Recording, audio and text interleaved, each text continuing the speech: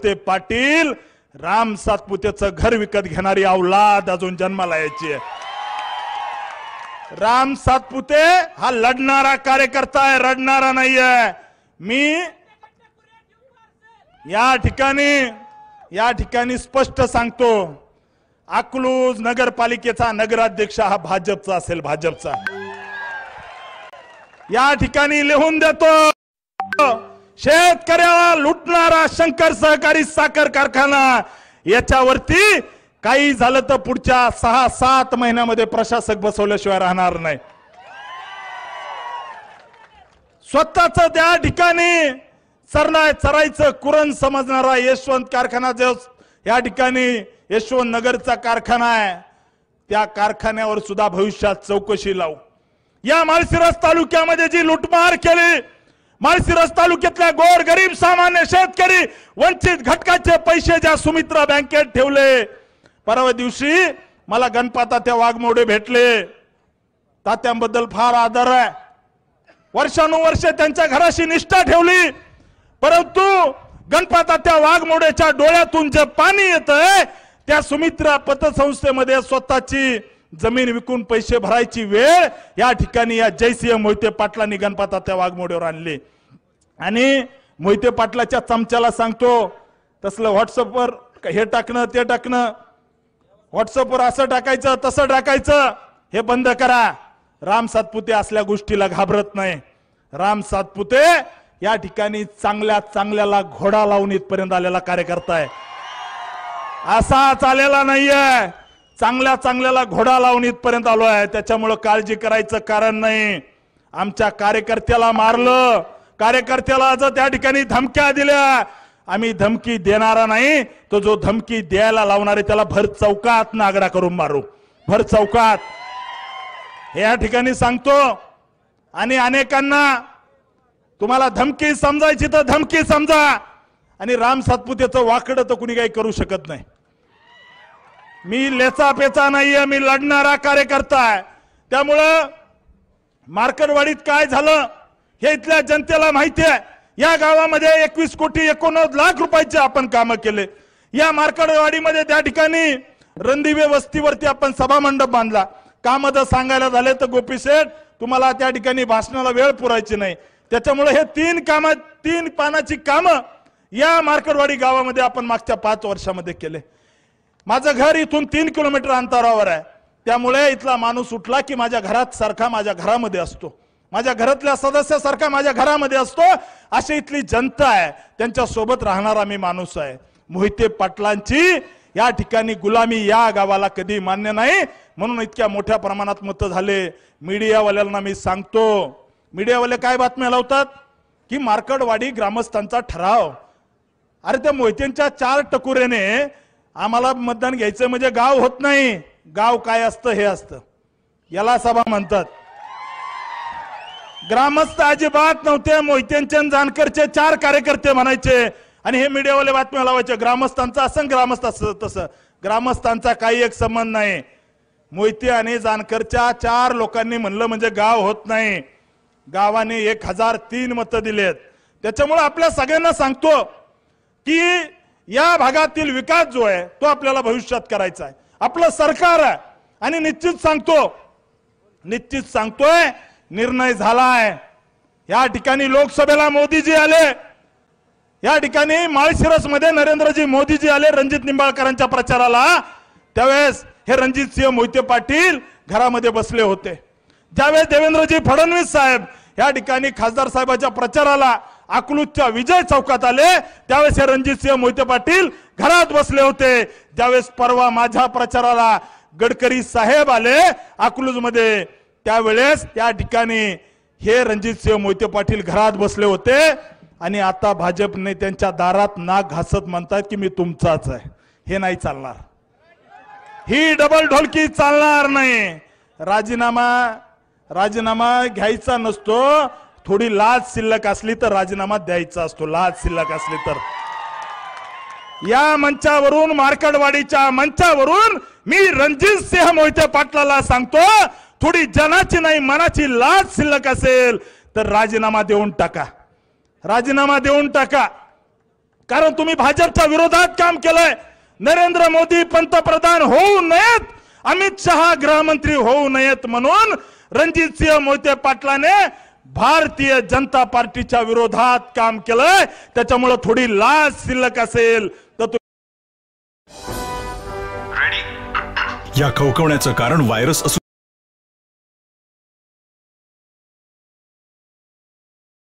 शकतं, सामान्य गोळी नाही। कॉफसिल्स ही फक्त आरामच नाही देत, घशातील व्हायरस आणि बॅक्टेरिया पण मारते। येस, कॉफसिल्स। संपलं होतं। या ठिकाणी हे थापीला लागले होते, त्यांना आमदारकी देण्याचं काम देवेंद्र फडणवीस साहेबांनी केलं। या ठिकाणी शंकर कारखान्याचं जे धुराडं पेटलंय ते देवेंद्र फडणवीस साहेबांनी 113 कोटी रुपये दिले म्हणून पेटलंय आणि त्यांनी आपल्याशी गद्दारी केली आहे। तुम्ही फडणवीस साहेबांना सांगा की गद्दारांना माफी करायची नाही। मी साहेबांच्या कानावर टाकलंय। या ठिकाणी पडळकर साहेब तुम्हाला मी सांगतो, जर या ठिकाणी लवकर हकालपट्टी झाली नाही तर भारतीय जनता पार्टीचे कार्यकर्ते रक्ताने पत्र लिहून पार्टीला पाठवतील की या गद्दाराची हकालपट्टी झाली पाहिजे। कारण आपल्या कार्यकर्त्याचं रक्त सांडलंय। अकलूज मधले आपल्या मनोज साळुंके नावाच्या कार्यकर्त्याला मोहितेंच्या गुंडाने त्या ठिकाणी बूथवर उभा राहिला म्हणून मारलंय। आपला किसान मोर्चाचा जिल्हाध्यक्ष बाळासाहेब सरगर यांनी भाजपचं काम केलं म्हणून मोहितेंच्या गुंडांनी त्या ठिकाणी त्यांना मारलंय। त्यामुळे मित्रांनो, ही निवडणूक आज या माळशिरस तालुक्यातली ही जी निवडणूक आहे ही ऐतिहासिक निवडणूक आहे आणि मी 100% सांगतो, येणाऱ्या जिल्हा परिषद पंचायत समिती निवडणुकीला मोहिते पाटलांच्या खोडांना या ठिकाणी तरणे बांड पुढे पाडतील, हा मला विश्वास आहे। मला विश्वास आहे, कारण या ठिकाणी कामाचा माणूस म्हणून माळशिरस तालुक्यात मी काम केलंय। दिवस रात्र लोकांची सेवा केली। दिवस म्हणू नका, रात्र म्हणू नका, मी तुमच्या सुखदुःखात उभा राहिलोय, त्यामुळे मला तुम्ही इतके मत दिलेत। गोपी शेठ, आम्ही जी त्या ठिकाणी निवडणूक हरल्यानंतर आमच्या कार्यकर्त्याने सोलापूर जिल्ह्यातल्या सगळ्या पेपरला फुल पेज जाहिराती दिल्या। फुल पेज आले होते ना, सगळ्या पेपरला फुल पेज जाहिराती दिल्या। हे मोहिते पाटील जिल्ह्यामध्ये जाऊन सांगतात, आम्ही जिल्ह्याचे नेते, आम्ही राज्याचे नेते, आम्ही असे आम्ही तसे। जिल्ह्याला आम्हाला दाखवून द्यायचं होतं या मोहिते पाटलाच्या नाका खालून आम्ही 1,08,566 मतं घेतले, हे आम्हाला जिल्ह्याला दाखवून द्यायचं होतं। त्यामुळे मित्रांनो, येणारा काळ संघर्षाचा, येणारा काळ त्या ठिकाणी आपला सुवर्ण काळ असणार आहे। गल्लीपासून दिल्लीपर्यंत आपलं सरकार आहे। गोपी शेठ, अजून एक सांगतो, यांना एक सवय आहे की पळून दिलं की ते अजितदादाच्या जाऊन पाया पडतील। या ठिकाणी भारतीय जनता पार्टीने हकलून दिलं की ते एकनाथ शिंदे साहेबांच्या जाऊन पाया पडतील।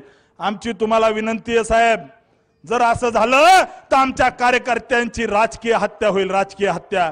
त्यामुळे तुमच्या हातात आहे की आम्हाला त्या ठिकाणी संघर्ष करायचा आहे। या ठिकाणी माळशिरस तालुक्यामध्ये MIDC आणायची, माळशिरस तालुक्यामध्ये विकासाची गंगा आणायची, माळशिरस तालुक्याच्या वाड्या वस्तीवरती रस्ते झाले पाहिजे। परंतु या ठिकाणी आपण गद्दाराला क्षमा करू नका। आमची तुम्हाला विनंती आहे, येत्या काळामध्ये आम्ही संघर्ष करायला तयार आहे। मी काल परवा माझा एक विद्यार्थी चळवळीतला फोटो फेसबुकला टाकला। माझा विद्यार्थी चळवळीतला फोटो फेसबुकला टाकला की अशा पद्धतीने आम्ही लढणारा माणूस आहे, मी लढणारा कार्यकर्ता आहे। त्यामुळे आपल्या सगळ्यांना पुन्हा एकदा विनंती करतो की आज या मार्कडवाडी गावामध्ये जी भव्य सभा होतीये, या सभेचे साक्षीदार आपण होत आहेत। मी निश्चित या ठिकाणी सांगतो, 2029 ला या माळशिरस विधानसभेचा आमदार हा भारतीय जनता पार्टी आणि महायुतीचाच असेल, हा मी शब्द देतो। गोपी शेठ, मी दिवस रात्र एक करेल, या माळशिरस तालुक्यातल्या गावागावात जाईल, अकलूजच्या गल्ली बोळामध्ये भारतीय जनता पार्टीची शाखा काढेल, अकलूजच्या घराघरामध्ये या ठिकाणी तालुक्याच्या पूर्व भागामध्ये जाईल, जिथं कमी पडलो तिथं त्या ठिकाणी झोकून देऊन काम करेल। परंतु 2029 ला जर गुलाल आला नाही तर हा राम सातपुते राजकारणातून थांबून जाईल। मी 100% सांगतो, कारण मला माझ्या कर्तृत्वावर विश्वास आहे की गोपी शेठ 2029 ला 100% गुलाल आपला असेल। त्यामुळे या मार्कडवाडीतल्या सभेनिमित्त हा संकल्प करायला आलो आहे. यांनी खोटे नरेटिव्ह किती चालू द्या. यांचं काय ठरलं होतं की एक असं गाव निवडवायचं, म्हणजे रणजितसिंह मोहिते पाटील, उत्तम जानकर आणि धैर्यशील मोहिते पाटील आणि बाळदादा तिघ जण बसले आणि मला सांगितलं ना, आता माझे पण लोक आहेत ते आपल्या मागे जसे चिडबाई सोडते तसं आपलं बी काहीतरी असं ना. असे तिघ चौघ जण बसले, उत्तम जानकर आणि हे सगळे. मग आता आपल्याला एक काम करायचं, राम सातपुतेला इतके मतं पडलेत तर आपल्याला तालुक्यात असं दाखवावं लागेल की राम सातपुतेच्या मागे लोक नाही. मग काय करायचं, मग आपण एक गाव निवडू, त्या गावामध्ये इतके मतं झालेत हे आम्हाला कधीच मान्य नाही असं म्हणायचं. नंतर आपण बॅलेट पेपरवरती मतदान घ्यायचं असं एकंदरीत ठरलं. रणजितसिंह मोहिते पाटील म्हणले चालतंय, काही अडचण नाही चालतंय. आणि मग अशा पद्धतीचं एक नाटक रचलं. त्याच्यामुळे मी काय म्हणतोय, या मार्कडवाडीचा जो इव्हेंट आहे या इव्हेंटचा मास्टरमाइंड रणजितसिंह मोहिते पाटील आहे. त्याच्यामुळे यांनी ठरवलं आपण एकही माणूस मतदानालाच आला नाही बाहेर, कशाला येतील. म्हणजे यांचं असं झालं, MPSC ला एखादा मुलगा नापास झाल्यानंतर त्यांनी सांगायचं मला MPSCचं अजिबात पटत नाही, मी माझ्या गावात जाणार, चौकात बसणार, पेपर माझ्या मनाने लिहिणार आणि मीच चेक करणार आणि त्या ठिकाणी मीच निकाल लावणार. अशा पद्धतीचा यांचा धंदा होता. त्यामुळे मित्रांनो, आपल्याला सगळ्याला हा जो खोटा नरेटिव्ह मोहिते पाटलांनी रचला त्याला उत्तर म्हणून आजची ही सभा आहे. आणि त्याच्यासाठी आज आपले 2 नेते या ठिकाणी आलेत. माझी तुम्हाला विनंती आहे की आपल्याला ताकदीने लढायचंय, झोकून देऊन लढायचंय, गद्दारांना धडा शिकवायचा आहे. त्यामुळे आपण सगळ्यांनी झोकून देऊन लढायचंय. आपण सगळे इतक्या मोठ्या संख्येने आलात त्याबद्दल आपल्या सगळ्यांचे खूप खूप धन्यवाद. आपण सगळ्यांनी एकदा हात वर करायचं. भारतीय जनता पार्टीचा भारत माता की जय भवानी, हर हर डॉक्टर बाबासाहेब आंबेडकरांचा. धन्यवाद. माझे आमदार साहेब. यानंतर आजपर्यंत आपण ऐकलं होतं की साखर सम्राट असतात, शिक्षण सम्राट असतात, पण या महाराष्ट्रामध्ये शेतकऱ्यांच्या, कष्टकऱ्यांच्या, गोरगरिबां, वंचितांसाठी आंदोलन करणारे हे महाराष्ट्रातील आंदोलन सम्राट, शेतकऱ्यांचे कैवारी सन्माननीय सदाभाऊ खोत यांनी या ठिकाणी प्रबोधन करायचं आहे.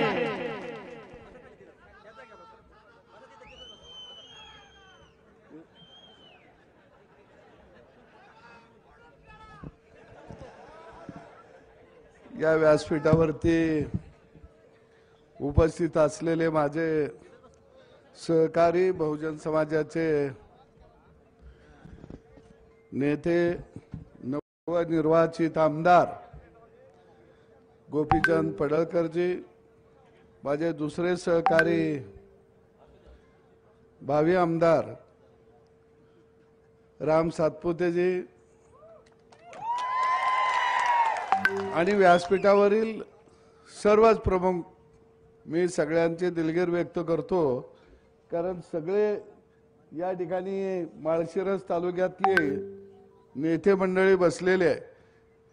या सगळ्यांनी या तालुक्यामध्ये प्रस्थापितांना घाम फोडलेला होता आणि तुम्ही सगळे गावगाड्यातली शेताभातात राबणारे माझे शेतकरी, तरुण मित्र आणि माता भगिनी आणि पत्रकार भावांनो, मी मार्कडवाडीला खऱ्या अर्थानं दंडवत घालायला आलोया. तुम्ही एक इतिहास केला आणि त्या इतिहासाची दखल ही देश पातळीवर घेतली गेली. आपण शेताभातात राबणारी माणसं, इंद्रजित भालेरावांची कविता मी तुमच्या भागात फिरत असताना भाषणामध्ये म्हणायचं, काट्या कुट्याचा तुडवीत रस्ता, माझ्या गावाकडे चल माझ्या दोस्ता. काट्या कुट्याचा तुडवीत रस्ता, घराचं घर पण आणा घरी, काल निर्णय सजवू भिंतीवरी, काल निर्णय सजवू भिंतीवरी.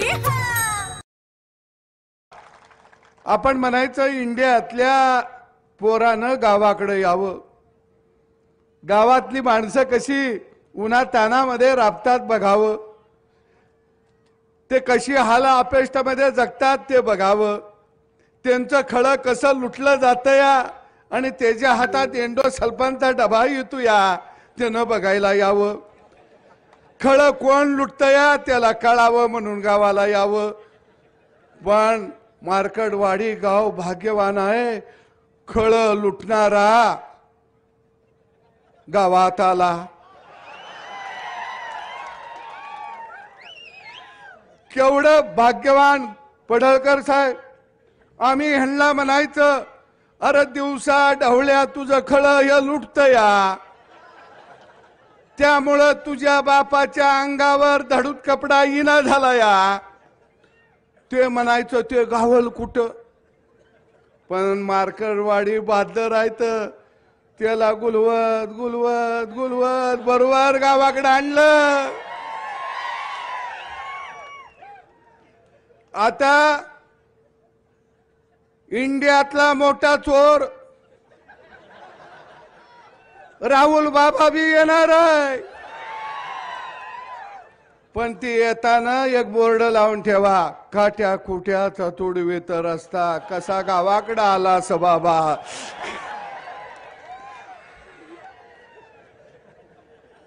म्हणजे राहुल बाबा कुठं जात होत, अमेरिकेला, जपानला, रशियाला.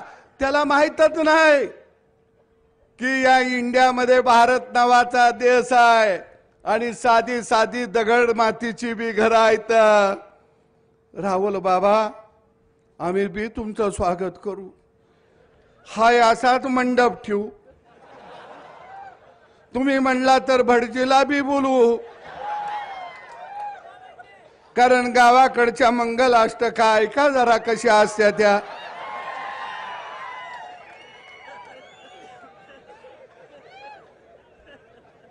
पण त्याचं एक स्वप्न आहे राहुल बाबाचं, मेरी शादी कब होगी, जब मैं पंतप्रधान बनने के बाद होगी. मरकडवाडी गाव हुशार आहे. इथं पडळकर साहेब सांगतील, त्यांना बॅलेट पेपरवर निवडणूक घ्यायची आहे. बिचाऱ्याचं लगीन झालं पाहिजे. पोलिसांना मी विनंती करतो, त्यांना 2 डबं मांडून देते, बॅलेट पेपरवर मतदान होऊन दे, तो गडी निवडून येऊन दे आणि त्याचा शपथविधी इथंच करतो आणि अक्षता बी इथंच टाकतो.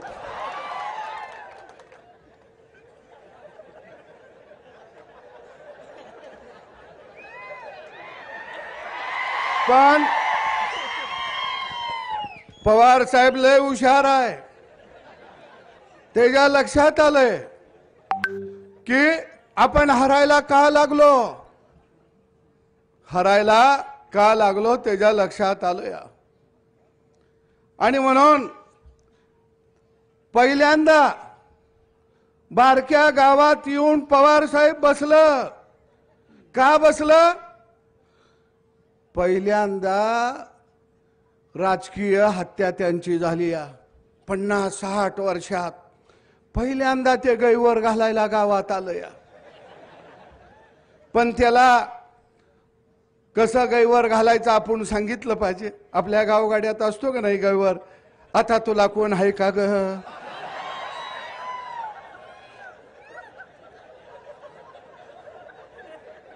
पुढे मग एखादा जवळचा असला तर म्हणतो आता मी कसा जगू, कसा राहू. काय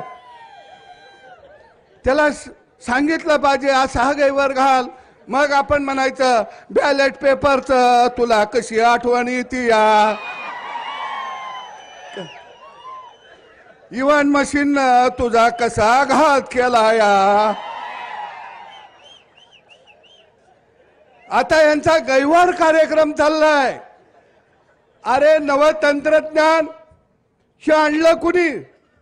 राजीव गांधीनं आणलं. त्यावेळी हे म्हणायचे टीव्ही आम्ही आणला, टेलिफोन आम्ही आणला, लाईटवर रेल्वे आम्ही आणले, पुलं आम्ही आणले, विमान आम्ही आणलं, ईव्हीएम मशीन आम्ही आणलं, आणि आता हे कसं आलं?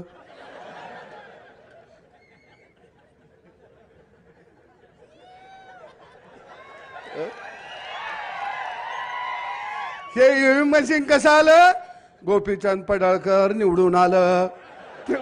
आता हे असं चाललंय काय? तुम्हाला ह्यांना बॅलेट पेपर का पाहिजे माहिती आहे का? बॅलेट पेपरवर मतदान झालं, पोलिंग बूथवर टप्पवी हीच मारती ती. तुम्ही म्हणणार कस काय? माझ्याकडे चितार यात आहे. राजेश खन्ना मतदान करतोया आणि त्याला सपोर्ट कोण करतंय? राजीव गांधी आणि सोनिया गांधी. आता या मशीनला सपोर्ट करायला येत नाही, बरोबर आहे ना? खटक्यावर बॉट, जाग्यावर पलटी. आणि बॅलेट पेपरवर मतदान झालं की काय होतं? 2-4 मतांना हरायला लागलं की मग 2-4 बॅलेट पेपर तोंडात घालायला येते, ती गिळायला येते ती. आता एवढं मोठं मशीन गिळायचं कसं?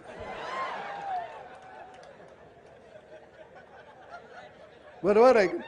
काय पेपर फाडायला येते ती, काय खिशात घातलं आणि आपल्या एखाद्यानं ऑब्जेक्शन घेतलं, ह्यानं खिशात घातलं तर गडी पळून जातो या. म्हणून यांना बॅलेट पेपरवर पाहिजे आहे, दुसरं कारण काही नाही. आणि पवार साहेबांना झोप लागना. 60-70 वर्ष सत्ता भोगली, माणूस शांततेनं झोपला पाहिजे हो का नाही? इथं आता आमचं काका बसले, दाढी पिकली या. पिकले का नाही? तुम्ही काय म्हणता? प्रपंचा लेकरांचा. आता मी निवांत, पण ही गडी म्हणताय का?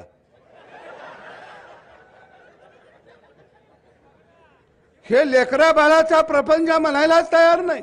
ह्यांना सवय लागली या सत्ता, माग पुढं पोलीस गाड्या,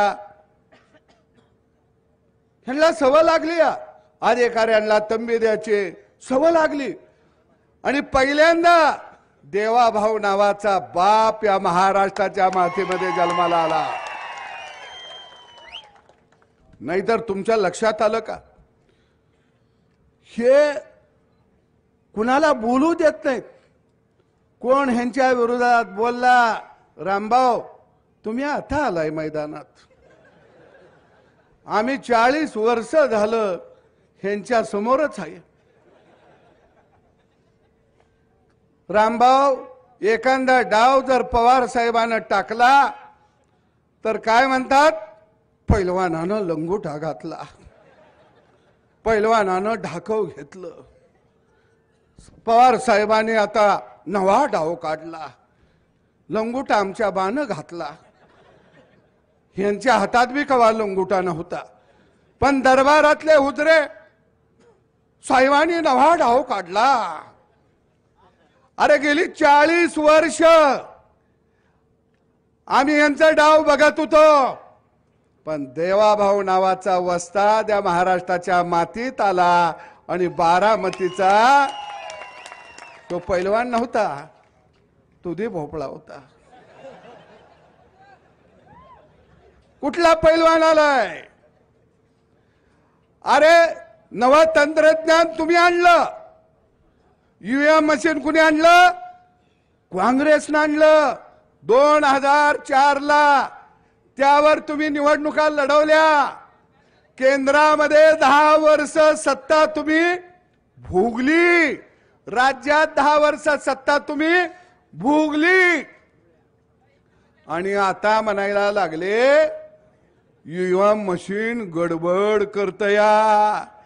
मग तुमची पोरगी निवडून लाखानं आली तवा ईव्हीएम मशीन चांगलं. रोहित पवार गेल्या वेळी निवडून आलं, ईव्हीएम मशीन चांगलं. गेल्या वेळी 2019 ला तुम्ही सगळे निवडून आला. उद्धव ठाकरेला बिचाराला कळलं नाही, ते मातोश्रीतच बसून होत, त्याला माहीतच नाही बाहेर काय चाललाय खेळ. त्याला दाखवलं गाजार, मुख्यमंत्री पदाचं ते बी गेलं. आपल्या गावाकडे नाही का शेळीच्या पुढं मुगार धरल्यावर शेळी पळत सुटती, ते पळालं. पवार साहेब हुशार, त्याला माहित होतं शोगडी आजारी आहे आणि त्यात आला करोना. पवारानं त्याला सांगितलं तू बाहेर पडशील तर तुझं सगळंच जाईल, पैसा अडका, तू बघत गप ते जपून बस, तुला लागल तेवढं पोच करतो. त्याला केलं चिल्लर पोच आणि पोत्यात नोटा हाणल्या हिनी. ते फसलं, ते बिचारा बाहेरच निघालं नाही. मग उद्धव ठाकरे कशावर निवडून आलं तर त्याचं गडी ईएम वर ते चाललं.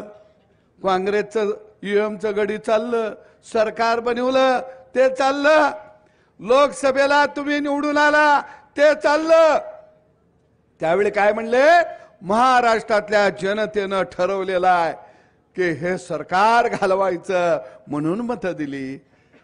तेव्हा सुद्धा फेक नेरेटिव्ह तुम्ही पसरला. परवा 2 दिवसापूर्वी आकडेवारी आली, आम्हाने 56 लाख मतं पडतात. माझ्याकडे ती आकडेवारी आहे. मला वाटतंय काय गणित बी भारी आहे. ते म्हणले 2024च्या लोकसभेमध्ये आणि आत्ताच्या विधानसभेमध्ये आम्हाने मतं पडली 58 लाख. मग आमचं 10च गडी कसं निवडून आलं? दादाला पडले 56 लाख, 41च कसं निवडून आलं? अरे लोकसभेला भाजपला 1.5 कोटी होती, 9 निवडून आली. तुम्हाने 58 लाख मतं पडली, 8 गडी तुमचं निवडून आलं. मग 1.5 कोटी वाल्याचं 9 येते ते आणि 58 लाख वाल्याचं पवार साहेबाचं 8 गडी निवडून येते ती. तुमचं गडी वाढलं कसं? काँग्रेसला 96 लाख मतं पडली लोकसभेला, गडी निवडून आलं 13 आणि 1.5 कोटी पडलं, त्याचं गडी किती निवडून आलं? 9. भावांनो, यांना लक्षात आलं बॅलेट पेपरवरती घोटाळा करता येतो. पूर्वी आपण घोटाळा केला. भंडारा लोकसभा मतदारसंघामध्ये भारतरत्न डॉक्टर बाबासाहेब आंबेडकर उभा राहिले, 18,000 मतानं पराभव झाला. पण त्या ठिकाणी कागदावरची बॅलेट पेपरवरची मतं बाद किती दाखवली? 72,000 मतं बाद दाखवली. आणि त्यावेळी जयप्रकाश नारायण म्हणले ह्यात काहीतरी गडबड दिसते, या घोटाळा दिसतो या. अरे ईव्हीएम मशीन कायदा कुठे केला? लोकसभेमध्ये. सरकार कुणाचं? तुमचं. म्हणजे एकदा कायदा झाला की तो कायदा जनतेनं राज्यकर्त्यांनी पाळायचा असतो. या संसद हे कायदे मंडळ आहे. पण बघा, कायदा आपल्याला पाळायला सांगते ती आणि संविधान हातात घेऊन शपथ घेते ती. अरे संविधान म्हणजे काय आहे? संविधानानं माणसाला व्यक्ती स्वातंत्र्य दिलं, संविधानानं माणसाला कायदा दिला. मग ते संविधान हातात घेता आणि कायदा तुम्ही पाळायचा नाही म्हणता. आणि म्हणून मी मार्करवाडीतल्या जनतेला सलाम करतो की लोकशाही जिवंत ठेवण्याचं काम जर कुणी केलं असेल तर ते मार्करवाडी या गावानं केलेलं आहे. इथं एका माऊलीचा सत्कार झाला. अरे तिच्या पतीला तुम्ही बूथवर बसू दिलं नाही, पण आमची झाशीची राणी त्या बूथवर ते उभा राहिली आणि लोकशाही वाचवली. पवार साहेब, जर माय माऊली जर आपल्या बूथचं संरक्षण करत असेल तर तुमचा राष्ट्रवादी पक्ष हा पक्ष नाही तर ही तुमची गुंडांची टोळी आहे, गुंडांची आणि लुटारूची टोळी आहे. आणि ती गुंडांची आणि लुटारूची टोळी या महाराष्ट्रामध्ये गाडण्याचं काम कुणी केलं असेल तर त्याचं नाव देवाभाऊ आहे. देवेंद्र फडणवीसचं ह्यांना वाईट का वाटतंय तुमच्या लक्षात आलं का? ते शाळा काढत नाही, ते कारखाना काढत नाही, ते दूध संघ काढत नाही, ते बँक काढत नाही, ते मेडिकल कॉलेज काढत नाही, ते पतसंस्था काढत नाही. ते कायच हानीना झालं या. आणि ह्यांना वाटतंय काय आम्ही आता हाणलं या. आता ह्या गड्यानं जर आमच्याकडे नजर गेली तर आम्हाने कुठं बसायला लागल? सळीतनं भाकरी, नळीतनं भाजी. पवार साहेब देवेंद्र फडणवीसच्या विरोधामध्ये काय आहे तुमच्या लक्षात आलं का? मी जाता जाता सांगतो, आपण शेतकरी माणसं आहे. पवार साहेब लय पापा ने कहा इंजीनियर बनो, बन गया. हस्बैंड बनो, वो भी बन गया. असेल तर तिला चारा घालायचा, म्हणजे आपल्याला थोडं काहीतरी अनुदान दे. कुठं सोसायटीला चेअरमन कर, कुठं सरपंच कर, कुठं अजून मजूर सोसायटी काढून दे, कारखान्याला डायरेक्टर करून टाकायचं, सूतगिरणीला करायचं, दूध संघाला डायरेक्टर करायचं, बँकेला करायचं. एकदा डायरेक्टर झाला की गडी काका फुगवतच असतो या. तो म्हणतो ही बँक माझीच आहे, बँक ती हनती ती नुसती माझीच आहे म्हणतो. हा दूध संघ आमचा आहे. काय आहे त्याच्यात? खंगाळलेलं पाणी तर मिळतंय आपल्याला.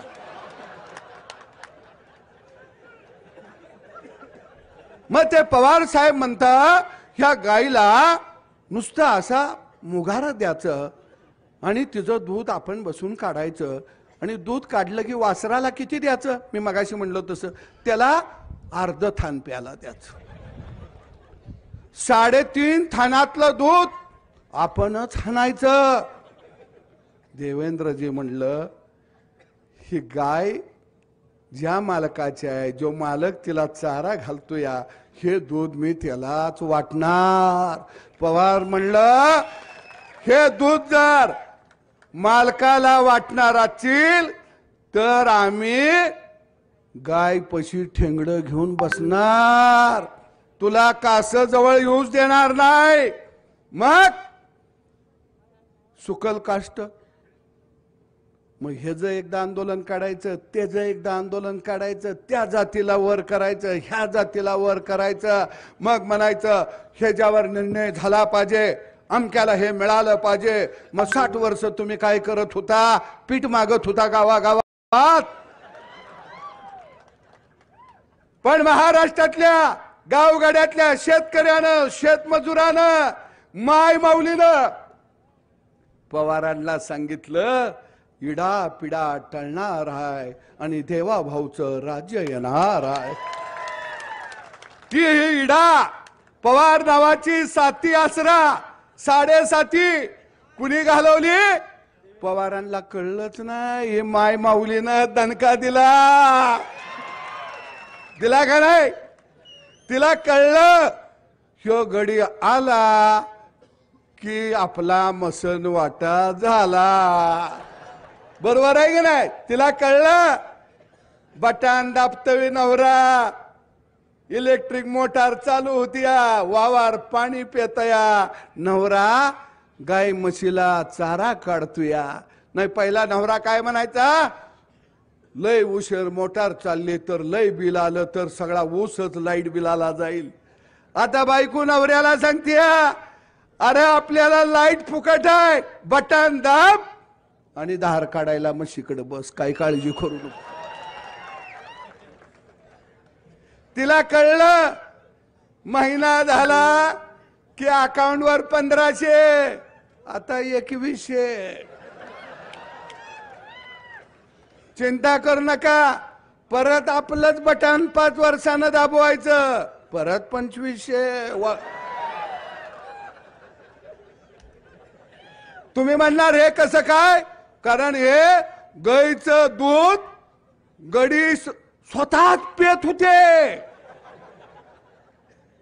म्हणून गावगाडा काय असतो? गावगाड्याला स्वातंत्र्य सन्मान दिल्यानंतर काय करतो हे कधी दाखवलं? विधानसभेच्या निवडणुकीमध्ये दाखवलं. आणि मग पवार साहेबांच्या लक्षात आलं. ते म्हणलं तर माझा नातू भाग्यवान रोहित पवारची, ते आता महाराष्ट्राची सेवा करतील. महाराष्ट्राची सेवा काय, यांना सेवा करायचा नाद लागलाय हो.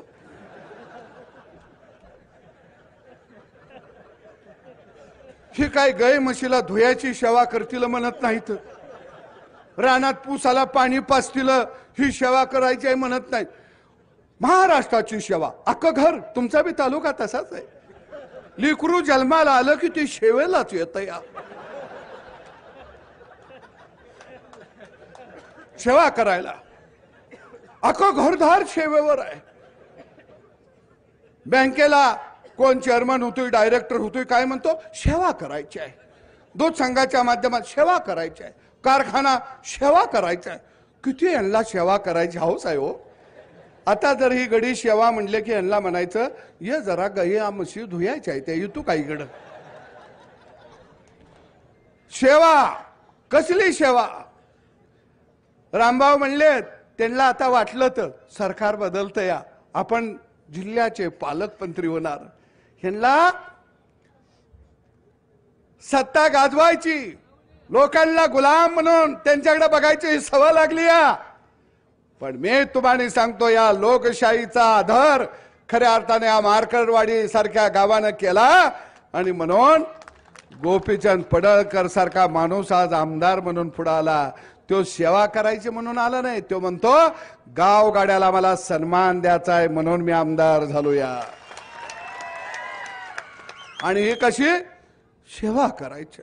अरे तुम्ही सेवा करशीला, मग आम्ही कवा करायची. आणि यांच्या पडळकर साहेब ह्यांच्या घरात पोरग जन्माला आलं, बारसं झालं, मोठं व्हायला लागलं की गावातल्या हुजऱ्यांचं मुद्र्यांचं चालू. हे साहेबांचं पोरग फार बुद्धिमान आहे, प्रचंड अभ्यास आहे आणि यांची नावं बी लय. माझं फेवरेट विको टर्मरिक क्रीम. माझं सुद्धा आता नव्या पॅक मध्ये. विको टर्मरिक आयुर्वेदिक क्रीम. हळद आहे तर हेल्दी आहे.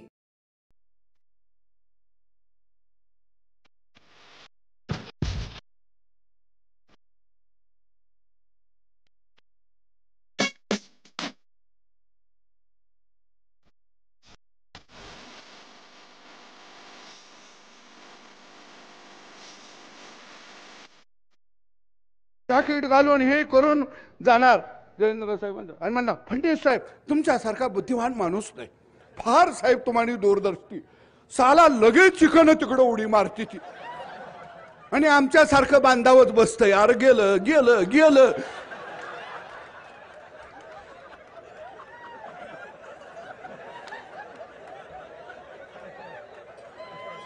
आणि मग आम्ही आपला बोर्ड झगाटतोया आणि घरला येतोया. बायको म्हणते काय झालं, मग आम्ही म्हणतोय शिमगा चाललाय आपल्या वाटली. आणि लाजत नाहीत बर का. आणि पुन्हा पाठिंबा कसा दिला म्हणते ती, आम्ही महाराष्ट्राच्या विकासाला पाठिंबा दिलेला आहे. वा पट्यानू. पण काही असू दे, मरकरवाडीला परत धन्यवाद करतो. गडी धावत पळत आला तुमच्याकडं, कसा का असना पण बघायला मिळाला.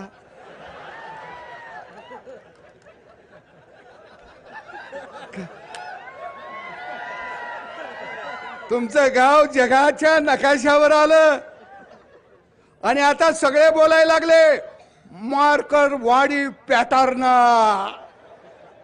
काय भारी काम आहे. आता एक काम करा, गडी आलं की जरा गया बिया जरा रस्त्याच्या कडेनं बांधा, पाण्याच्या बादल्या ठेवा, शॅम्पू ठेवा, चकाचक करून देते गडी. जरा खराट ठेवा, रस्त फस्त लोटायला, आणि म्हणायचं ह्याला नाव द्या मार्करवाडी पॅटर्न. सगळं गडी लोटायला लागलं.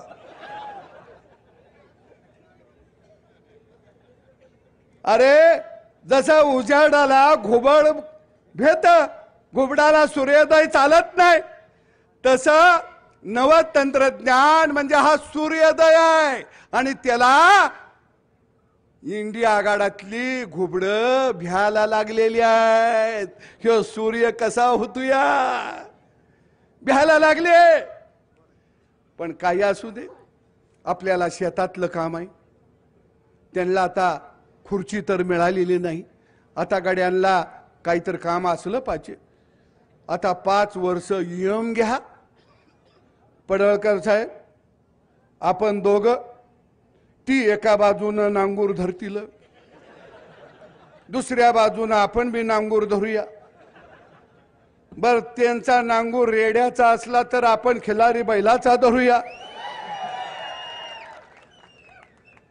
शेत आपण चांगलं नांगरायचं आता. बरं, आम्हाने तर काय काम आहे, कारण आम्हाने हा गड्या, हे वाडे उद्ध्वस्त करायचे आहेत, उद्ध्वस्त. आणि या मानकर वाडीला मी दंडवत घालतो. माझ्यासारख्या फाटक्या माणसाला सुद्धा मताचं लीड या गावानं दिलेलं होतं. आणि मी तुम्हाला सांगतो, रामभाऊ, अजून मी आमदार झालो, माझा पहिला फंड कुठं दिलेला नाही, पत्र दिलं नाही. पहिल्या फंडाचं काय करायचं सांगा. पहिलं पत्र मी मार्करवाडीच्या विकासाला देणार. लढाऊ माणसं आहेत. आणि हा माळशिरस तालुका मला माहित आहे. अरे, माझ्यासाठी प्रचार करायला घरातनं भाकरी बांधून रानोमाळ ही माणसं धावत होते, रानोमाळ. आणि म्हणून मी म्हणतो, तुमच्या गावाचं भाग्य आहे. ही हेलिपॅड तसंच ठेवा. जो जो गडी येईल तिथं उतरल त्याला उतरून द्या. त्याला तुमचं गाव बी कळल. बरोबर आहे की नाही? येऊन देते. तुम्ही किती भाग्यवान आहे. गडी धावायला लागलीत. चॅनेलवर मार्करवाडी पॅटर्न, लोकशाहीचा खून पडलेला आहे. अरे, म्हणून मी आलो, म्हणलं कुठं रक्ताचा महापूर आलाय का बघावा जरा.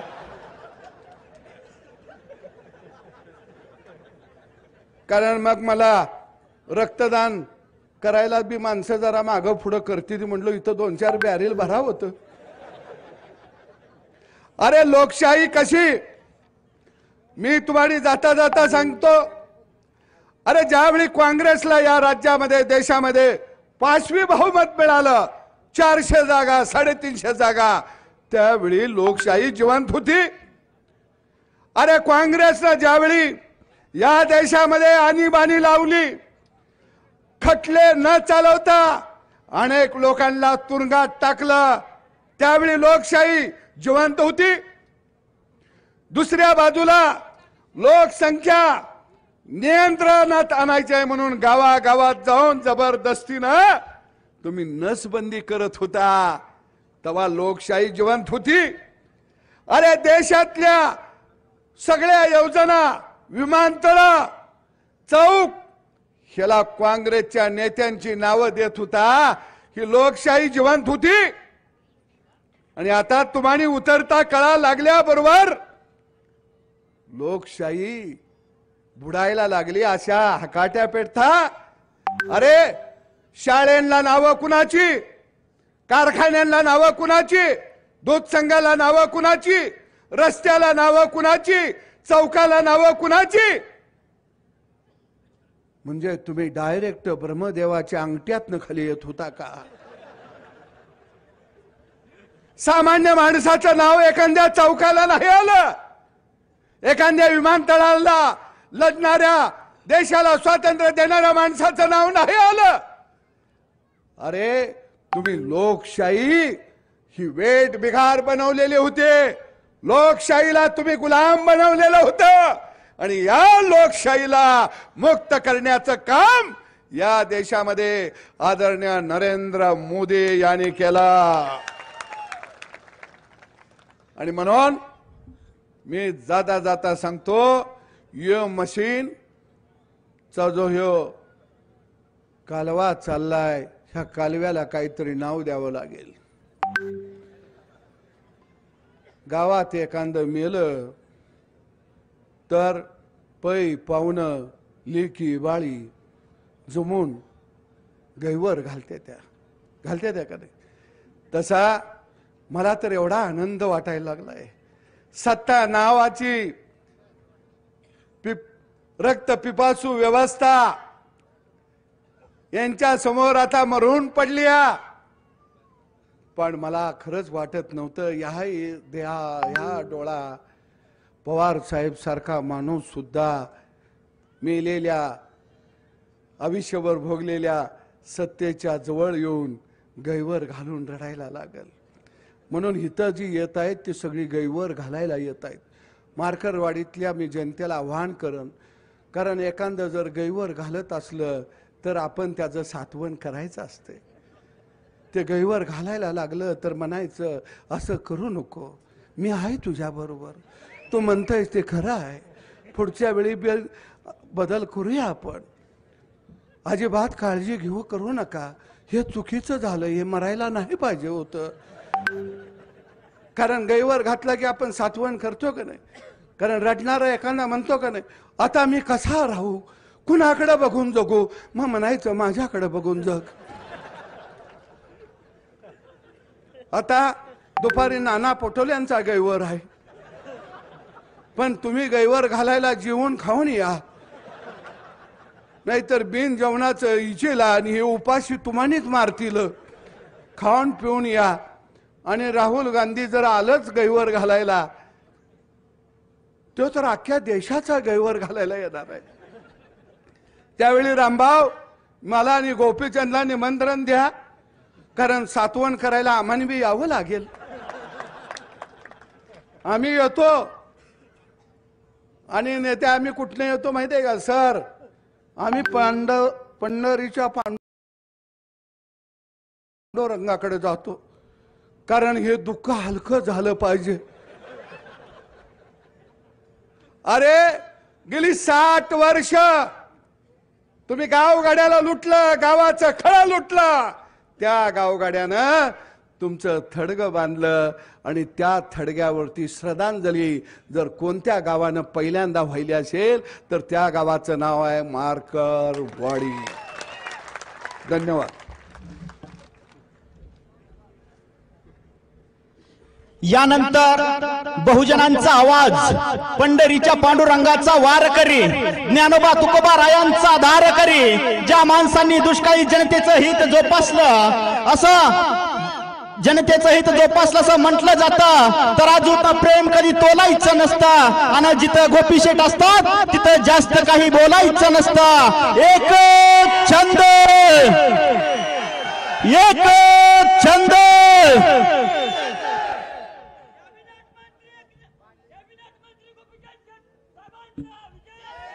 आज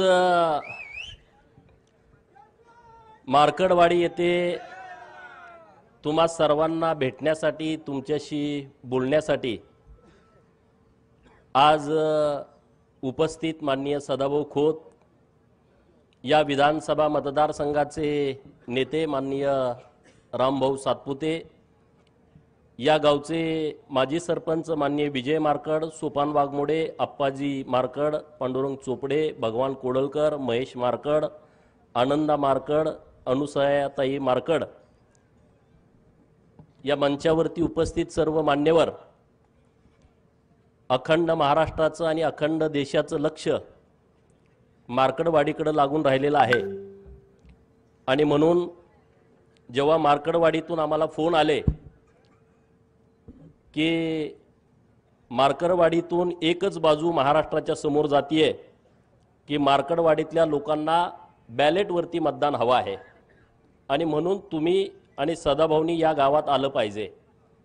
तुम्हाला पाहिजे का बॅलेटवरती मतदान? मार्कडवाडीवाल्यांना जोरात सांगा, कळू द्या, राज्याला कळू द्या.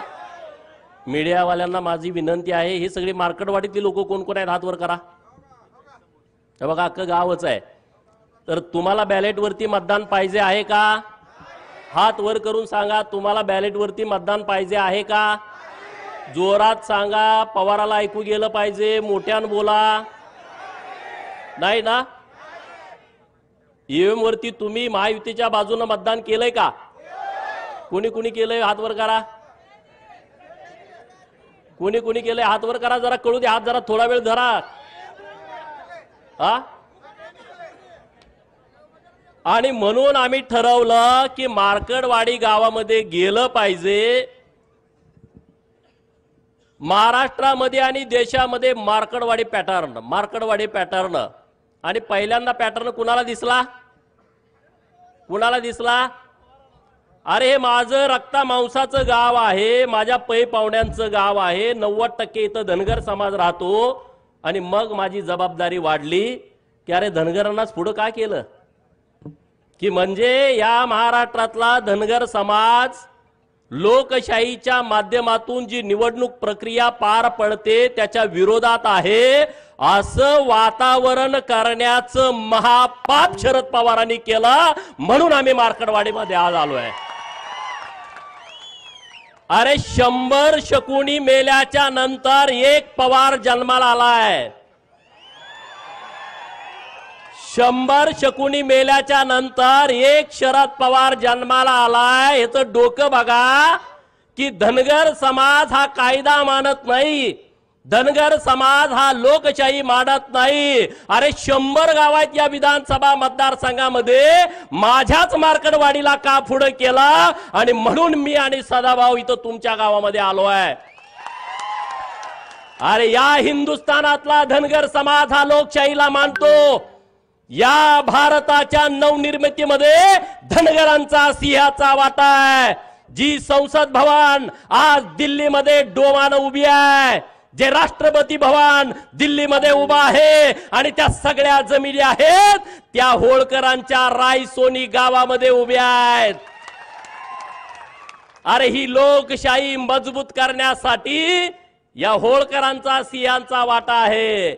आणि म्हणून पवारांचा डाव लाथन उधळून टाकण्यासाठी आज आम्ही तुमच्या समोर आलो आहे. बरोबर आहे की चुकीचं आहे? का रे बाबा, पहिल्यांदा आम्ही राजीनामा देणार. दे की तुझ्या लेकीचा, ते लेकीचा राजीनामा. 4-5 महिन्यापूर्वी लोकसभेच्या निवडणुका झाल्या, 1 लाख 1.5 लाखांना निवडून आली आहे. दे तुझ्या त्या कर्जत जामखेडच्या नातबाचा 1100 मतांनी निवडून आलाय.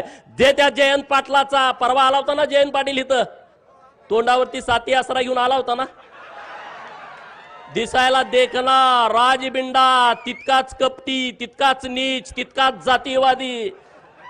दे ना त्याचा राजीनामा.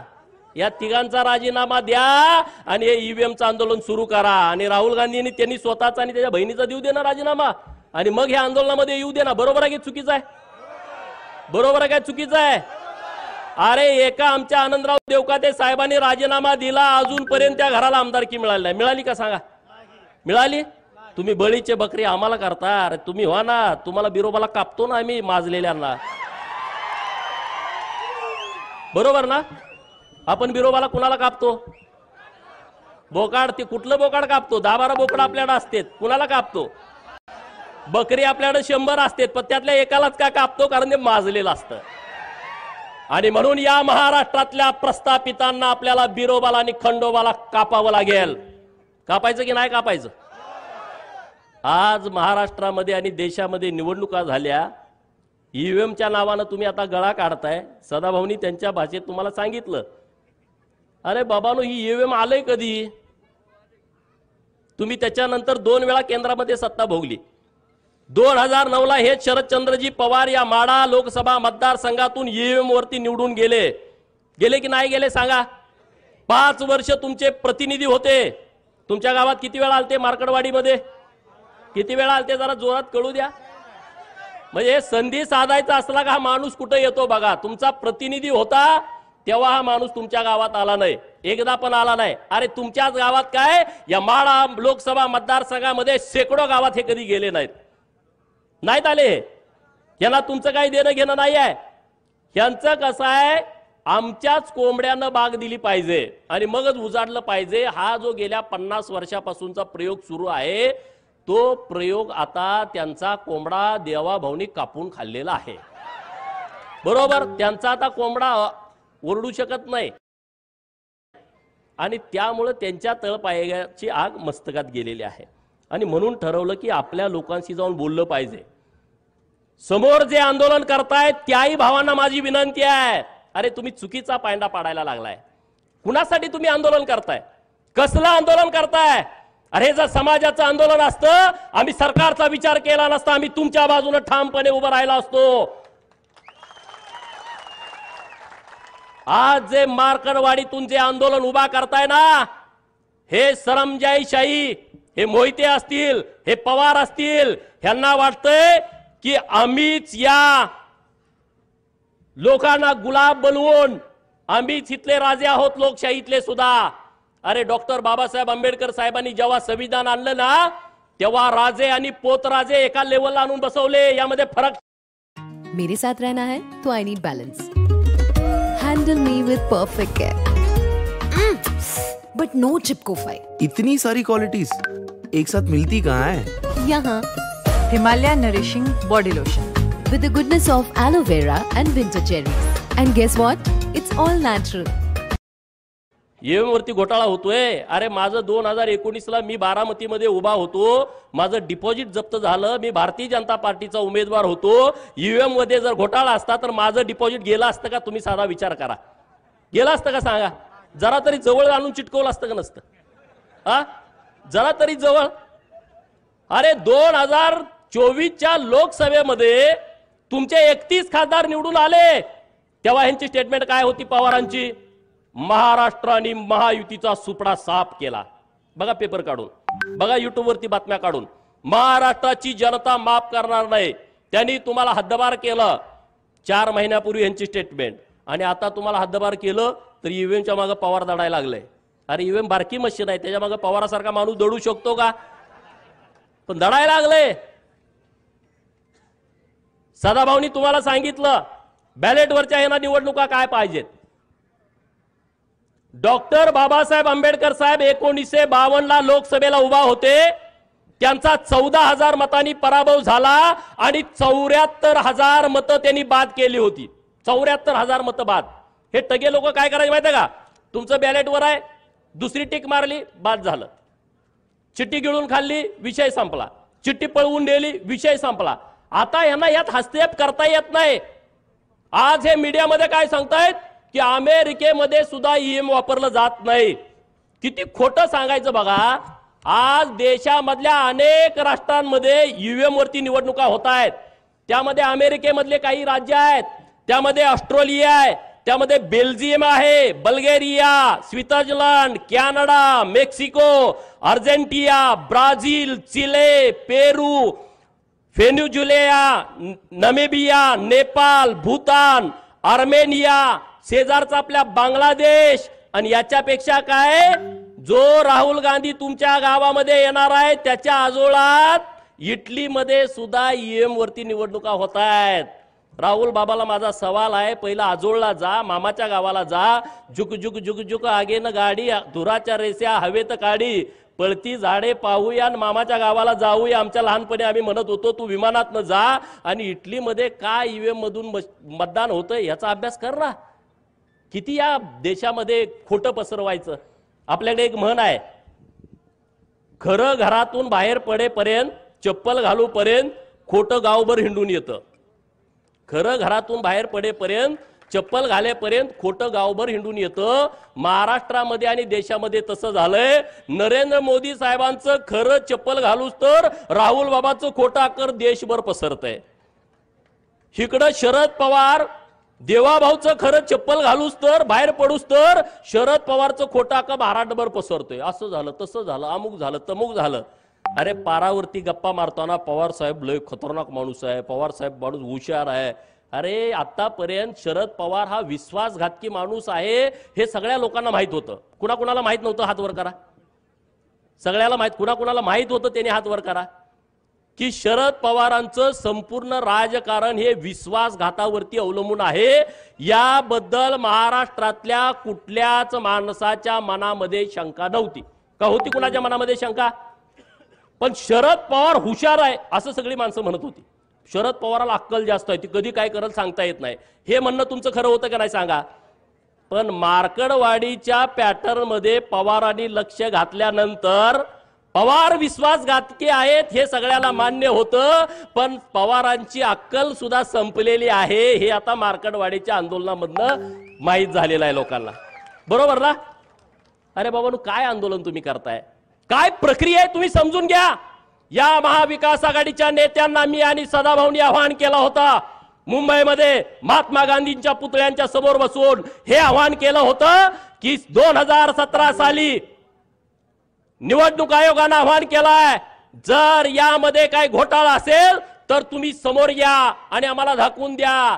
2017 पासून 2024 पर्यंत एकही माणूस तिथं ईव्हीएम मशीन हॅक होतंय याचा पुरावा घेऊन गेला नाही. आणि आम्ही सुद्धा आवाहन केलं होतं, तुम्ही कशाला असं खोटं सांगताय लोकांना. जर ईव्हीएम हॅक होत असेल, ईव्हीएम मध्ये सेटिंग झाला असेल तर तुम्ही सगळे समोर या आणि आम्हाला दाखवून द्या की ईव्हीएम मध्ये अशा अशा पद्धतीनं घोटाळा होतोय. एकही माणूस पुढे यायला तयार नाही. बक्षीस पण आम्ही जाहीर केलं. जयंत पाटील इथं आले होते परवा, त्याचा चेहरा बघितला, लय डिम पडलं होतं. अरे 22 तारखेला संध्याकाळी हा माणूस मुख्यमंत्री होणार म्हणून नव्या नवरी सरकार नटला होता, इकडं तिकडं फिरत होता की मुख्यमंत्री होणार, आणि सकाळी 11 वाजता गारज झाला, एकदम गडी डिम पडलाय. एकदम असा राजबिंडा गडी पण असा डिम पडलाय. आणि तो काय म्हणतोय, कार्यकर्त्याची मिटिंग घेऊन आपला विजय हा 61,000 मतांनी झालाय. निवडून किती मतांनी आलाय? 11,000. भाजपवाल्यांनी 50,000 मतं यात अगोदरच सेट केलेत. काय म्हणतोय? भाजपनं 50,000 मतं अगोदरच सेट केलेत. म्हणून मी आणि सदाभाऊनं घोषणा केली, जर जयंतराव पाटील बाहेरच्या देशामध्ये शिकलेले आहेत, इंजिनियर आहेत, त्यांनी जर हे सिद्ध केलं तर मी 50 रुपयाचं बक्षीस देईल आणि सदाभाऊ 51 रुपयाचं बक्षीस देईन. असं 101 रुपयाचं बक्षीस आम्ही जाहीर केलंय. लायकीप्रमाणे बक्षीस द्यावं लागतं म्हणून 101 रुपये. दुसरा कोणी हॅकर असेल तर त्याला 11 लाख रुपयाचं आमचं वेगळं बक्षीस आहे. त्यानं जर त्याच्या बुद्धिमत्तेनं हॅक केला तर काय प्रकार आहे. किती खोटं बोलायचं, लोकांना किती खोटं सांगायचं. जयंत पाटलांना ही प्रक्रिया माहित नाही ईव्हीएमची, शरद पवारांना ही प्रक्रिया माहित नाही. मी आवाहन करतो मार्कंडवाडीतून शरद पवारांनी राष्ट्रवादी काँग्रेसच्या खासदारांचं, राष्ट्रवादी काँग्रेसच्या आमदारांचं एक प्रशिक्षण घ्यावं आणि या देशामध्ये निवडणुका कशा होतात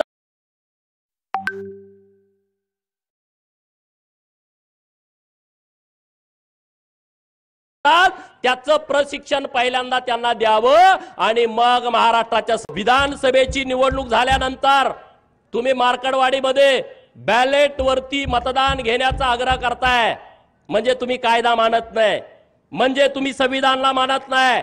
शरद पवाराचा हम करे सो कायदा सुरू आहे, ते देशामध्ये संविधानाला मानत नाहीत. अरे साधं गणित आहे. लोकप्रतिनिधी अधिनियम आहे 1951, कलम 19A, कलम 20 आणि कलम 20A काय म्हणताय की या देशामध्ये निवडणूक घेण्याचा अधिकार फक्त इलेक्शन कमिशन ऑफ इंडियाला आहे किंवा त्यांच्या लोकांना आहे. याच्या व्यतिरिक्त दुसरा माणूस निवडणूक घेऊ शकत नाही. म्हणजे दुसऱ्या त्यांच्या मशिनरीला, म्हणजे कोणाला? कलेक्टरना लोकसभेची निवडणूक, प्रांतांना विधानसभेची निवडणूक, बीडीओ आणि तहसीलदारांना पंचायत समिती आणि जिल्हा परिषदची निवडणूक घेण्याचा अधिकार आहे. दुसऱ्या कुठल्याही माणसाला ही निवडणूक घेता येत नाही. एवढं साधं जर शरद पवारांना कळत नसेल तर एवढा इतके वर्ष महाराष्ट्र यांच्या ताब्यात होता, मग ह्यांनी राख रांगोळी महाराष्ट्राची केली का नाही केली सांगा तुम्ही. एवढं जर यांना कळत नसेल हे समजून सांगा गावातल्या लोकांना. निवडणुकीच्या अगोदर FLC केली जाते, फर्स्ट लेवल चेकिंग. FLC म्हणजे काय आहे? त्या ज्या सगळ्या ईव्हीएमच्या मशीन आहेत ना, त्या मसनी सोलापुरात, त्या मसनी सांगलीत, त्या मसनी साताऱ्यात, त्या पुण्यात जिल्ह्याच्या ठिकाणी असतात गोडाऊन मध्ये. तिथं प्रत्येक पक्षाचा प्रतिनिधीला बोलवलं जातं. भाजपा, राष्ट्रवादी, शिवसेना, उद्धव सेना, शरद पवारची राष्ट्रवादी, काँग्रेस, छोटे पक्ष, बसपा असेल, माकप असेल, सेकाप असेल, रासप असेल, रिपाई असेल, रयत संघटना असेल, या सगळ्या पक्षाच्या प्रतिनिधीला बोलावलं जातं. आणि तिथं फर्स्ट लेवल चेकिंग केलं जातं. म्हणजे काय केलं जातं? तुमच्या विधानसभा मतदारसंघामध्ये जेवढ्या मसनी आहेत, जेवढे बूथ आहेत, त्या मसनीपैकी 1% मशीनवरती 1200 मतदान पोलिंग करून घेतली जातात. किती? 1200 मतदान तुमच्या समोर. आणि मग ते चेक केलं जातं हे 1200 मतदान पडले का. परत 2% मसनी त्यातल्या घेतल्या जातात, त्यामध्ये 1000 मतदान चेक केलं जातं. 1000 वेळा मतदान द्यायचं. आणि ते चेक करायचं त्यालाच दिलंय का, आणि मग तिसऱ्या वेळा परत 2%, त्यामध्ये 500 मतदान द्यायचं. हे 2%, 2% आणि 1%, 5% झालं. आणि राहिलेल्या सगळ्या मशीनीवरती, एका मशीन मध्ये 16 उमेदवार असतात, त्या प्रत्येक मशीनीवरती 6 प्रत्येक उमेदवाराला मतदान द्यायचं आणि ते चेक करायचं. हे चेक त्यांच्या समोर करायचं आणि त्यांनी सह्या करायच्या सगळ्या प्रतिनिधींनी. आणि मग जेव्हा ही मशीन आपल्या गावात येते ना बूथवरती, तिथं आल्यानंतर आपल्या सगळे आपण मतदान प्रतिनिधी असतो, त्यांच्या समोर प्रत्येक मशीनवरती 50 मतदान करून घ्यायचं. किती येड्यात कोणाला काढताय? अरे आमचा मेंढका सुद्धा हुशार झाला पवाराच्या पार्टीच्या लोकांनो. मेंढक्याला सुद्धा अक्कल आली. अरे उद्या आमचा मेंढका जर आमदार झाला तर तुमच्यापेक्षा चांगलं काम करू शकतो. पण तुम्ही लोकांची दिशाभूल करताय, लोकांना फसवताय, लोकांना खोटं सांगताय. पवारांना माझं आव्हान आहे, मार्कडवाडी पॅटर्न पवारांना का जवळचा वाटतोय? मी मीडियामध्ये पण सांगितलं, पवारांना अट्रॅक्शन मार्कडवाडीचं का आलं, राहुल गांधींना अट्रॅक्शन मार्कडवाडीचं का येत आहे, तर त्याचं कारण मित्रांनो वेगळं आहे. नानाभाऊ आपले यायला लागलेत पाणी करायला. त्यांचं काय वेगळं गणित आहे की या देशातली जनता नरेंद्र मोदी साहेबांना परत 2029ला पंतप्रधान करणार आहे. तुमचं काय मत आहे? तुमचं काय मत आहे? हे लोकमत आहे, बरोबर की नाही बरोबर? नरेंद्र मोदी साहेब परत 2029ला पंतप्रधान होणार आहेत. आता देवाभाऊ 5 वर्षासाठी महाराष्ट्रात मुख्यमंत्री झाले. किती जरी तुम्हाला वाईट वाटलं तर आता त्याला नाइलाज आहे. पवारांच्या पार्टीचं जातीवाद्यांचं म्हणणं काय होतं महाराष्ट्रातल्या माहित आहे का? महाराष्ट्रात महायुतीचं सरकार यायला नाही पाहिजे. बघा पहिली यांची इच्छा मोहितेंची काय, महाराष्ट्रात महायुतीचं सरकार नाही आलं पाहिजे. महाराष्ट्रात जर महायुतीचं सरकार आलं तर भाजपचा मुख्यमंत्री झाला नाही पाहिजे, दुसरी इच्छा. तिसरी इच्छा काय, जर भाजपचा मुख्यमंत्री झाला तर देवाभाऊ झाला नाही पाहिजे. अरे आमचा मसोबा, बिरोबा, खंडोबा, धुळोबा, मकुबाई, नीनाबाई ही सगळे आमचे देव जागे आहेत रे.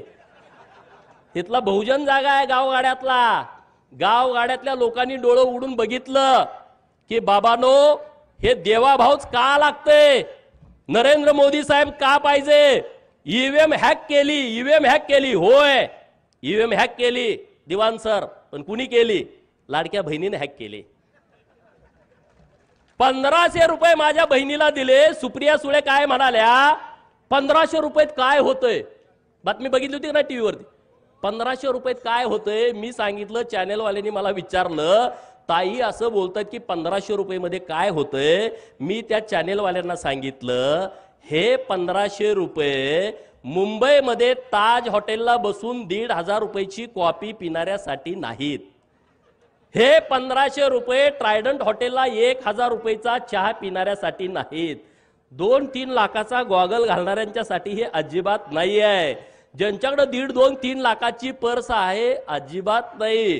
ज्यांच्या पायामध्ये 1.5 लाखाचा, 50,000चा, 1 लाखाचा उंची सॅन्डल आहे त्यांच्यासाठी नाही. लिपस्टिक वाल्यांच्यासाठी नाही. हे कुणासाठी आहे? मार्कडवाडीमध्ये जी माझी बहीण रानामध्ये काम करते आणि तिच्या अंगामध्ये ताप आला, कणकणी आली, थंडी आली आणि तिच्याकडे 50 रुपये इंजेक्शनासाठी नाही, त्या माझ्या बहिणीसाठी ही योजना आहे.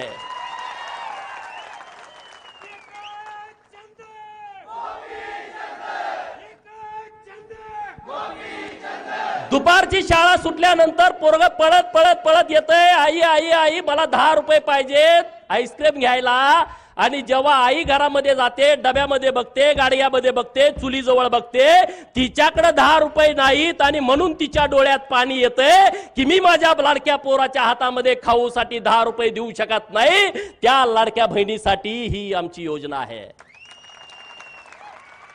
आणि म्हणून महाराष्ट्रातल्या लाडक्या बहिणीनं ही ईव्हीएम मशीन हॅक केली. या महाराष्ट्रातल्या ओबीसीनं 346 जाती असणाऱ्या ओबीसीनं, भटक्या विमुक्तानं, या महाराष्ट्रातल्या लोकांनी ईव्हीएम मशीन हॅक केली. सगळी मतं ही महायुतीच्या बाजूने दिली. या महाराष्ट्रातला गरीब मराठा ताकदीनं देवाभाऊंच्या पाठीमागे उभा राहिला, त्यानं ही मशीन हॅक केली. मित्रांनो गावातल्या कोतवालाला जाऊन भेटा. 7,500 पगार वाढवला, परत 10% वाढवला. कोतवालाचं गावात संबंध किती असते तुम्हाला माहित आहे? कोतवालाच्या पुढे कोण जाते का? नाहीतर उतारा उलटा पालटा करून टाकते. या महाराष्ट्रातल्या कोतवालांचा 7,500 पगार वाढवला. त्या कोतवालांनी आमच्या बाजूने मतदान केलं, त्यांनी ईव्हीएम मशीन हॅक केली. गावातल्या पोलीस पाटील इथं कोण आहे का? पोलीस पाटील 8,500 मानधन वाढवलं या महाराष्ट्रातल्या पोलीस पाटलांचं. मग police Patil EVM machine hack करायचं सोडल का सांगा? 5 वर्ष आंदोलन करत आम्हाला हे द्या आम्हाला द्या, कुणी काय दिलं नाही. देवा भाऊनी 8,500 वाढवून टाकले. पोलीस पाटलाला पै पाहुणे नातेवाईक असते की नाही? पाटील गावात रुबाबदार असते, ढिलं नसतंय काम पाटलाचं. पाटलाच्या नातेवाईकांनी मशीन हॅक करून टाकली. सगळे महायुतीच्या बाजूने मतदान करून टाकलं की नाही टाकलं सांगा? होमगार्ड पोरं आंदोलन करतेत, 180 दिवस आम्हाला काम द्या आणि आमच्या मानधनात दुप्पट वाढ करा. कधीच कुणी केली नाही. देवाभाऊने केली, दुप्पट वाढ करून टाकली. पोलीस ड्रेसमध्ये असणारा माझा होमगार्ड भाऊ खुश झाला, त्यानं ईव्हीएम मशीन हॅक केली. 1 रुपयामध्ये विमा. त्या द्राक्ष बागायतदार शेतकऱ्याला विचारा, त्या डाळिंब बागायतदार शेतकऱ्याला विचारा, त्या ऊसवाल्याला विचारा, त्या कापूसवाल्याला विचारा. 1 रुपयामध्ये विमा. अरे शेतकरी खुश झाला. 0 लाईट बिल, शेतकरी खुश झाला. मी विचारलं शेतकऱ्यांना प्रचाराला गेल्यावर, किती वीज बिल होतं तुमचं? म्हणला 5 लाख. घेतल्यापासून भरलंच नाही. 3 लाख, 2 लाख. मग तो काय पवारच्या बाजून मतदान करल का? सांगा ना. ज्याचं लाईट बिल 3 लाख, 4 लाख, 5 लाख माफ झालं, तो पवारांच्या बाजूने मतदान करेल का? नाही करणार. त्यानं ईव्हीएम मशीन हॅक केली. ही बोंबलत सुटलेत ईव्हीएम मशीनच्या नावानं. ह्या लोकांनी मशीन हॅक केली. मित्रांनो, या राज्यामध्ये पहिल्यांदा मेंढपाळाला चराई भत्ता द्यायचा निर्णय सरकारनं घेतलाय. जातोय ना मेंढराकडं, फॉरेस्टवाला म्हणतोय तुला येऊ देत नाही. म्हणलं राहू दे, येऊ देत नाही तर पैसे दे रान घ्यायला. आणि सरकारनं निर्णय केला, एका मेंढपाळाला एका महिन्याला 6,000 रुपये, 4 महिन्याचे 24,000 रुपये. त्या मेंढक्यानं ईव्हीएम मशीन हॅक केली. महाराजा यशवंतराव होळकर महामेश योजना आली आहे, त्या मेंढक्याला त्याचा लाभ होतोय. त्यानं तुमची ईव्हीएम मशीन हॅक केली आहे. या महाराष्ट्रातल्या गरीबाची पोरं प्रत्येक जिल्ह्याला 100 मुलं मराठा समाजाची, 100 मुली मराठा समाजाच्या हॉस्टेलला राहत आहेत. 100 मुलं ओबीसीची, 100 मुलं ओबीसीच्या मुली. त्या हॉस्टेल चालू केली. त्यांच्या आई वडिलांनी ईव्हीएम मशीन हॅक केली आहे. ही ईव्हीएम मशीन त्यांनी हॅक केलेली आहे. या महाराष्ट्रातल्या सगळ्या मुलींचं उच्च शिक्षण सरकारनं मोफत केलं. मेडिकलचं, इंजिनिअरिंगचं, B.Pharm, D.Pharm. त्या मुलीच्या आई वडिलांनी, आजोबांनी, पंजोबांनी ही ईव्हीएम मशीन हॅक केली की नाही सांगा? या देशातल्याने महाराष्ट्रातली 73 मंदिरं आपल्या सरकारच्या माध्यमातून 60 वर्षाच्या वरचे जे आपले आई वडील आहेत त्यांच्यासाठी मोफत दर्शन सुरू केलं आहे. केदारनाथला जावा, अमरनाथला जावा, तुम्ही कुठेही जा, काशीला जावा. हे सगळं त्या भाविकांनी मशीन हॅक केली आहे. 50% सूट घेऊन ज्या भगिनीनं एसटीचा प्रवास केलाय, कुणी कुणी केलाय प्रवास 50% सूट मध्ये, हे काय माझ्या सगळ्या बहिणी आहेत. या बहिणींनी ती मशीन हॅक केलेली आहे. महाज्योतीच्या माध्यमातून या महाराष्ट्रातल्या ओबीसींची हजारो पोरं तहसीलदार झाली, प्रांत झाली, PSI झाली, DYSP झाली, कलेक्टर झाली, SP झाली. त्या बहुजनांच्या पोरानं, ओबीसीच्या पोराच्या आई वडिलांनी मशीन हॅक केलेली आहे. 22 पोरं महाज्योतीच्या माध्यमातून वैमानिक झाली. अरे पवाराला कधी कळलं होतं का? कुंभाराचं, सोनाराचं, सुताराचं, लोहाराचं पोरग वैमानिक झालं आणि त्याचा सगळा खर्च माझ्या सरकारनं महाज्योतीच्या माध्यमातून भरलाय. त्याच्या पै पाहुण्याने ही मशीन हॅक केली आहे. एक सांगू का, अनेक सांगू, किती गोष्टी तुम्हाला सांगू? या सगळ्या मशीनी हॅक झालेत का नाही? हे केंद्राच्या आणि राज्याच्या योजनेतून हॅक झालेल्या आहेत. आणि त्यामुळे तुम्ही नुसत्या बोंबा मारू नका. तुम्ही किती जरी बोंबा मारल्या तर त्याचा उपयोग होणार नाही. अरे मार्करवाडीचं आंदोलन झालं, आतापर्यंत शरद पवारांनी कारखाना हायजॅक केला हे मला माहित होतं. आतापर्यंत शरद पवारांनी रयत शिक्षण संस्था हायजॅक केली हे मला माहित होतं. सूतगिरण्या हायजॅक केल्या हे मला माहित होतं. यशवंत चव्हाण प्रतिष्ठान ते हायजॅक केलं माहित होतं. पण हा लबाड लांडगा मार्करवाडीचं आंदोलन पण हायजॅक करतोय याचं मला विशेष वाटलं. अरे तुमचं आंदोलन पण त्यानं पळवून नेलं. पवारांच्या नावावरती आंदोलन पडलाय. आणि म्हणून मार्करवाडीतल्या सगळ्या लोकांना माझं आव्हान आहे, उद्या तुम्ही बसा. हे राजकारण जाऊ द्या बाजूला.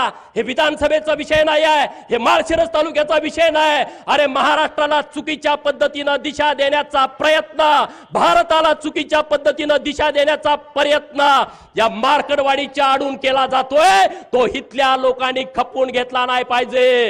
हे चुकीच्या लोकांना तुम्ही खतपाणी घालताय. ज्यांची माती झाली आहे, ज्यांचं स्मशान वाटा झालाय, आहे त्या लोक हे चुकीच्या पद्धतीनं आंदोलन हाताळतायत. आणि मुंबईमध्ये बघितलं हे कसं आहे बघा प्रकरण, मार्करवाडीमध्ये प्रशासन गैरवापर करताय म्हणून आम्ही आमदारकीची शपथ घेत नाही. पहिल्या दिवशी तुम्ही बघितलं का, पहिल्या दिवशी काय केलं, आमदारकीची आम्ही शपथ घेत नाही. मग आता दुसऱ्या दिवशी यांनी काय घ्यायची सांगा, बरोबर ना. तुम्हाला हे पसंत नाही, तुम्ही ईव्हीएमच्या विरोधामध्ये आहे, तर तुम्ही पहिला राजीनामा दिला पाहिजे ना. तुम्ही पहिला राजीनामा देऊन टाका ना सगळेजण सरसकट. तुमच्या कुणाच्या तरी सांगण्यानं बॅलेटवरती निवडणुका होतात. अरे काय धर्मशाळा आहे का, कुणी पण सांगावं आणि कुणी काय करायचं. हे कायद्याचं राज्य आहे, हा कायद्याचा देश आहे.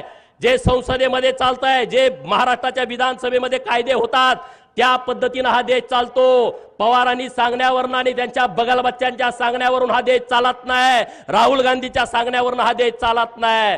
ज्यांना ही प्रक्रिया मान्य नसेल त्यांनी राजीनामे द्या आणि मग तुम्ही आंदोलन सुरू करा. नुसतं करंगळी कापून शहीद झाल्याचा आव आणू नका.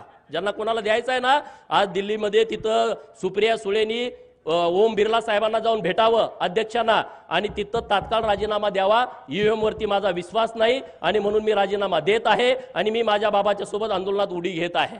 राहुल गांधी आणि प्रियांका गांधींनी ओम बिर्ला साहेबांना भेटावं आणि डायरेक्ट राजीनामा द्या ना. मीडियाच्या समोर काय राजीनामा देत आहे. आणि रोहित पवार, जयंत पाटील यांनी उद्याच्या उद्या, कालच राहुल नार्वेकर साहेबांचे अध्यक्ष म्हणून निवड झालेले आहे, त्यांच्याकडे पहिल्यांदा जाऊन राजीनामा द्यावा. जर उद्या यांनी राजीनामा दिला नाही तर परत ईव्हीएमच्या विरोधात थोबाड उचकायचं नाही. बरोबर ना, बरोबर का चूक आहे. तुम्हाला करायचंय तर खरंच करून टाका ना. नाटक कशाला करताय, नाटक करू नका. तुम्हाला जे काम करायचंय ते तुम्ही एकदम बिनधास्त करा. मला एका मित्राचा सकाळी मेसेज आला आणि त्यानं असं त्यामध्ये लिहिलं होतं, मला महाराष्ट्रात मवियाचे सरकार येईल अशी पवारांना होती आशा. महाराष्ट्रामध्ये मवियाचं सरकार येईल अशी पवारांना होती आशा, परंतु मार्करवाडीकरांनी त्यांच्या तोंडात घातल्या माश्या. महाराष्ट्रात मवियाचं सरकार येईल अशी पवारांना होती आशा, परंतु मार्करवाडीकरांनी त्यांच्या तोंडात घातल्या माश्या. पवारांच्या राजकीय जीवनाचा केला तमाशा, म्हणून पवार वाजवत आहेत ईव्हीएमचा ताशा. बरोबर ना.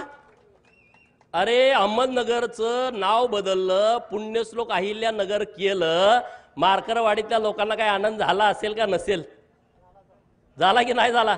अरे मग त्यांनी मतं दिली असतील ना. मोहितेच्या विरोधामध्ये लढायचा डीएनए इथल्या लोकांचा आहे. सीताराम अण्णा वाघमोडेंच्या पासून एसबी अण्णांच्या पर्यंत आहे की नाही, आहे की नाही. मग ते काय लगेच बदलतेत वैर, एवढे काय गुलाम झालो का आम्ही. हा, आमच्यात पण काय रग आहे की नाही. हा, रामभाऊच्या डोक्यात तोच विषय आहे, दुसरा विषयच नाही.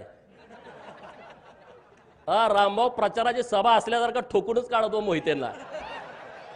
हा, अरे रामभाऊ सारखा पोरगा, माझ्यासारखा पोरगा, हे भाजपामुळे आमदार झालो आम्ही. आम्हाला केलं असतं का सांगा. हा, आम्हाला आमदार केलं असतं. अरे आमची शिफारस करायला माणूस नाही. जी कोण जाईल ते उलटच सांगते, जी कोणी जाईल ते उलटच सांगते. मला सदाभाऊला मी, आम्ही दोघच आहे. सदाभाऊला म्हणतात गोपीचंदला कशाला नादाला लागतोय, मला म्हणत नाहीत, त्याला माहित आहे. अरे बाबांनो, रामभाऊने एक विषय मांडला की रणजितसिंह मोहितेंनी राजीनामा द्यायला पाहिजे. खरंच त्यांना जर लाज वाटत असेल ना,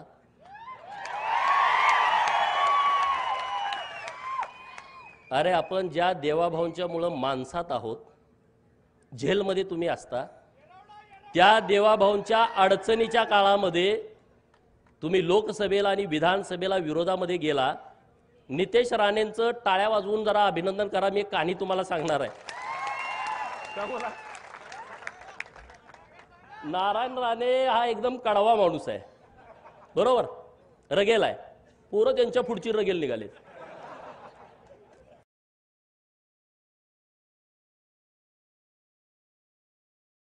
परवा देवाभाऊंचा गटनेतेपदी जेव्हा निवड झाली विधिमंडळाच्या, तेव्हा सदाभाऊ, त्यांच्या बाजूला मी, माझ्या बाजूला नितेश राणे, नितेश राणेच्या बाजूला रणजित मोहिते बसले होते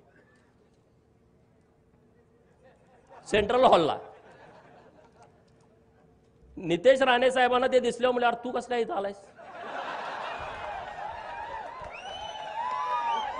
हे खरी परिस्थिती. अरे तुला काय लाज लज्जा वाटत नाही का?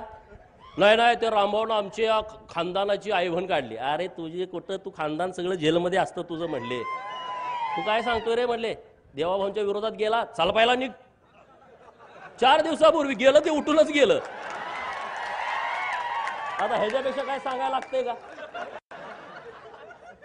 सेंट्रल हॉलमध्ये जर कॅमेरा असेल, मला माहित नाही कॅमेरा आहे का नाही तिथं, पण तिथं ते झाडलं, बाकीचे पण आमदार इकडे तिकडे कावऱ्या बावऱ्या बघायला लागले. वाघाच्या पोटी वाघ जन्माले तशी ती आहेत. ठोकून काढला. अरे म्हणले देवाभाऊ आमच्यासाठी महत्वाचा आहे, कुठलं काय काढून बसलाय, घराचं बोललं न्याचं बोलला. ही सगळी स्वप्नात होती. हे जे प्रस्थापित आहेत ना, प्रस्थापित नावाची जी जात महाराष्ट्रात आहे का नाही, त्यांच्या छाताडावरती नाचायला पाहिजे तुम्ही आम्ही सगळ्यांनी.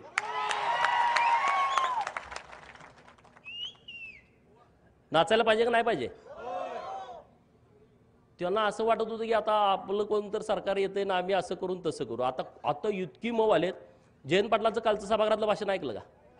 2019ला देवाभाऊंना पुन्हा येईन ह्याच्यावरती असा डिवचत होता का नाही? आणि काल स्वतःसारखा मऊ. 4 वेळा पाया पडले सगळ्यात 3 पुढाऱ्यांच्या. किती वेळा? जयंत पाटील,